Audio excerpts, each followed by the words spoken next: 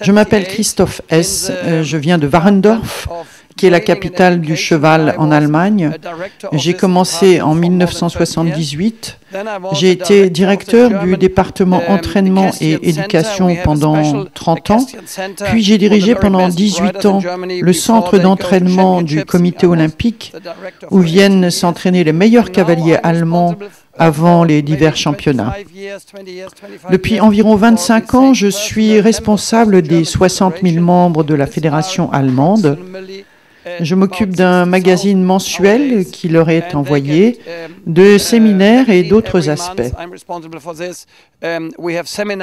Mon activité favorite est d'être un ambassadeur de l'équitation et d'enseigner. Quelles sont vos priorités lorsque vous entraînez un cheval et un cavalier? Que ce soit en Allemagne, en France ou ailleurs, je cherche à ce que le cheval et le cavalier travaillent dans la bonne direction, c'est-à-dire dans l'équilibre et la souplesse, ce qui est très important pour l'harmonie, qui est selon moi l'objectif essentiel, quel que soit l'âge du cheval, le niveau du cavalier ou la discipline pratiquée. Dressage rider's point of view, or from the eventing rider's point of view, or for the show jumping rider's point of view, this is what all riders on all levels, horses in all ages, have to learn, and horse and riders have to come together in this way. Quand considérez-vous que le cheval travaille dans le bon sens? Je me fie beaucoup au langage corporel du cheval. Je m'attache à observer s'il est heureux. Je regarde sa bouche, son œil, ses oreilles, sa queue, sa façon de se déplacer, le fonctionnement de son dos. Quelle doit être la sensation du cavalier? Il doit commencer par s'observer lui-même, s'asseoir correctement, être en équilibre et souple, et accompagner le mouvement du cheval. Il doit sentir que celui-ci est devant ses aides. Dans ce cas, le contact avec la bouche du cheval est très doux, ce qui est mon objectif chaque jour, chaque minute, à chaque seconde. Pour vous, quel est le secret de la bonne équitation? Tout d'abord, il faut que le cavalier aime son cheval, qu'il se remette en question, prenne conscience qu'il doit se perfectionner. Il ne s'agit pas d'acheter un nouveau cheval, une nouvelle selle ou une nouvelle embouchure. Beaucoup pensent que c'est la solution. Plus vous êtes équilibré dans votre selle, mieux c'est pour le cheval et meilleure est la communication. C'est dans cet esprit que nous devons éduquer nos jeunes cavaliers. Harmonie, aimer son cheval et se remettre en question sont les points clés. On vous a vu demander beaucoup de gymnastique aux chevaux. Comment faites-vous la transition jusqu'à la présentation en concours? Pour moi, le dressage n'est pas le mot le mieux adapté. En fait, selon moi, il s'agit de la base de tout. C'est comme dans d'autres sports, le cheval a besoin de gymnastique. Quand il a appris le bon geste dès le début, tout devient facile. C'est très important que le cheval utilise bien son corps, qu'il fonctionne correctement dans son dos, que les postérieurs se mobilisent, qu'il étire son encolure pour équilibrer l'ensemble de son corps.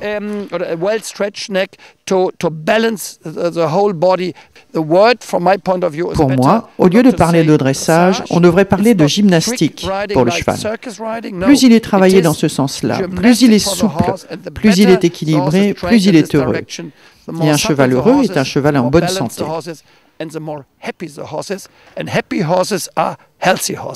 Merci beaucoup, monsieur Hess. On ne manquera pas de suivre vos conseils. Merci beaucoup. Sabine Closier, on vous retrouve donc à l'écurie des 1000 chênes à la Boissière-École, dont vous êtes responsable, et vous avez choisi de faire venir Christoph Hess pour animer un stage de 2 jours. Pourquoi ce choix ? Alors j'avais vu Christoph Hess lors d'un séminaire qu'il donnait avec Uta Graf, et quand j'ai vu la façon dont il faisait travailler les chevaux, je me suis dit que c'est ce que je cherchais. Voilà, j'avais eu envie de le contacter, ce que j'ai fait. Et il a eu la gentillesse d'accepter de venir en France. Alors qu'est-ce qui vous plaît dans la manière dont Christoph Hess aborde l'enseignement ou la préparation du cheval ? Alors je pense que c'est un bon enseignant dans la mesure où il a une très bonne analyse du couple cavalier-cheval. Il arrive très vite à déceler les défauts, les qualités aussi. Tant que les bases ne sont pas en place, on ne va pas plus loin. Donc moi c'est ce qui me convient parce que j'estime que le cheval doit d'abord être confortable dans son physique. Il cherche toujours à ce que le cheval ait envie de se porter en avant, qu'il trouve son équilibre aussi en utilisant son corps. Il n'y a rien dans la contrainte. C'est pas facile parce que ça peut être long. J'ai pas envie d'extirper les mouvements aux chevaux. J'ai plutôt envie que ça vienne plus naturellement. Facile à dire, pas facile à faire, donc il faut beaucoup de patience.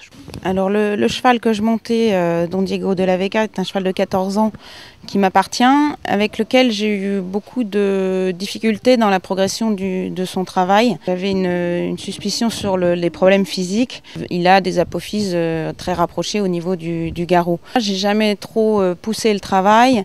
Lorsque j'ai rencontré Christophe, il m'a dit « je connais beaucoup de chevaux dans son cas et le problème n'est pas là, c'est un entier, mon cheval ». Donc en fait, il m'a fait mettre tout d'abord le cheval devant les jambes, c'est-à-dire qu'il vous fait complètement oublier la mise en main et d'abord il va se concentrer sur le fait que le cheval ait envie de se porter en avant. Une fois que le cheval se porte en avant, il faut qu'il trouve son équilibre par lui-même. Beaucoup de transitions, très très rapprochées, beaucoup d'épaules en avant. Mon cheval s'est transformé, ça fait 4 stages que je fais avec lui, avec 2 séances à chaque fois. Alors le mot-clé c'est impulsion. Il faut que le cheval se prenne en charge, bouger par lui-même. La main en aucun cas n'intervient pour le porter. Elle ne doit jamais limiter le bout de devant. La main c'est un filtre. C'est une manière de sentir où il en est, un moyen de communication, mais surtout pas un moyen de contrainte. Et c'est pas la mise en main qui est la priorité, mais d'abord le mouvement en avant. Alors il faut que la main soit à l'écoute de la bouche. Donc je compte faire revenir Christophe S 3-4 fois l'année, si possible, en fonction de ses disponibilités. C'est dommage qu'il n'y ait pas plus d'auditeurs libres pour venir voir ce stage parce que vraiment l'enseignement de Christophe S est très riche de bons conseils. Sabine Closier, merci beaucoup de nous avoir accueillis et puis bonne continuation dans votre progression. Merci beaucoup.